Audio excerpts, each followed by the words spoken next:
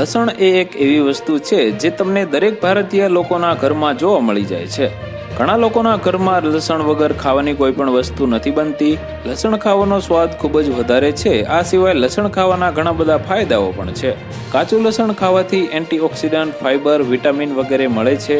વળી તેના સેવનથી diabetes, cholesterol અને હાઈ બીપી જેવી બીમારીઓ છૂમંતર થઈ જાય છે. જોકે લસણનું સેવન દરેક લોકો માટે ફાયદાકારક નથી હોતું. અમુક લોકોને લાભની જગ્યાએ નુકસાન પહોંચાડી શકે છે. એવા લોકોએ લસણનું સેવન કરવાનું બંધ કરી દેવું જોઈએ કે પછી તેને ઓછી માત્રામાં ખાવું જોઈએ. જો આ લોકો લસણને વધારે માત્રામાં ખાય છે તો તેમને હેલ્થ સંબંધિત ઘણી બધી મુશ્કેલીઓ થઈ શકે છે. તો ચાલો જાણીએ કે કયા લોકોએ લસણ ખાવાથી દૂર રહેવું જોઈએ.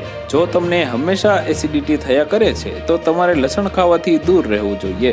હકીકતમાં એસિડિટીની સ્થિતિમાં જો તમે લસણ ખાઓ છો તો તમને છાતીમાં બળતરાની મુશ્કેલી આવી શકે છે.